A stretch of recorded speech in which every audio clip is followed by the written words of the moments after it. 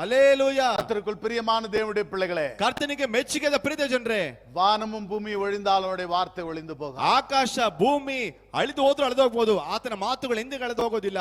எந்த ஒரு மனிதன் ஆண்டவருடைய வார்த்தைக்கு கீழ்ப்படுகிறானோ, செவி கொடுக்கிறானோ, அதன்படி நடக்கிறானோ, அவனுக்கு அடைக்கலம் உண்டு, அவனுக்கு அவர் துணையாய் இருக்கிறார் என்று வசனம் சொல்லுது. ಯಾವ ವ್ಯಕ್ತಿ ದೇವರ ಮಾತಿಗೆ ವಿಧೇಯನಾಗ್ತಾನೋ, ಆ ವಾಕ್ಯದ ಪ್ರಕಾರ ನಡೀತಾನೋ, ಆತನಿಗೆ ದೇವರು ಗುರಾಣಿ ಆಗಿದ್ದಾನೆ ಎಂಬುದಾಗಿ ಆತನು ಗುರಾಣಿ ಆಗಿದ್ದು ಸಹಾಯ ಮಾಡ್ತಾನೆ ಓದ್ತೇವೆ ನಾವು. கர்த்தருடைய சொற்கள் மண்குகையில் 7 தர உருக்கி புடமிடப்பட்ட வெள்ளிக்கொப்பான சுத்த சொற்களாய் இருக்கிறது என்று சங்கீதக்காரன். ಕರ್ತನ ಮಾತುಗಳು ಅದು ಪುಟಕ್ಕೆ ಹಾಕಿ 7 ಸಾರಿ ಶುದ್ಧ ಮಾಡಲ್ಪಟ್ಟಂತ ಒಂದು ಬೆಳ್ಳಿ ಒಪ್ಪಾದೆಯಲ್ಲಿ ಶೋಧಿಸಲ್ಪಟ್ಟ ಮಾತುಗಳು ಕಾಣಲ್ಪಡದಂತ ವಾಕ್ಯಗಳು. இந்த வேதாமத்துக்கு மேல வேறொரு புஸ்தகம் இந்த உலகத்துல கிடையாது. ಅದಕ್ಕೋಸ್ಕರವೇ ಈ ದೇವರ ವಾಕ್ಯಕ್ಕಿಂತಲೂ ಮಿಗಿಲಾದ ಪುಸ್ತಕ ಬೇರೆ ಲೋಕದಲ್ಲಿ ಯಾವ ಪುಸ್ತಕವೂ ಇಲ್ಲ.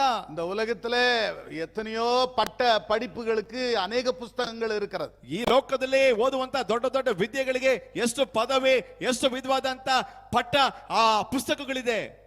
ஒரு டாக்டர் இருக்கட்டும், லாயர் இருக்கட்டும், இன்ஜினியர் இருக்கட்டும், இல்ல பெரிய பெரிய விஞ்ஞானிகள் யாரா இருந்தாலும், எவ்வளவு பெரிய புஸ்தகங்களை படித்து அவர்கள் தேறினவளா இருந்தாலும் கூட இந்த வேதத்தை வாசிக்கிற மனிதனுக்கு அவர்களை ஒப்பிடவே முடியாது.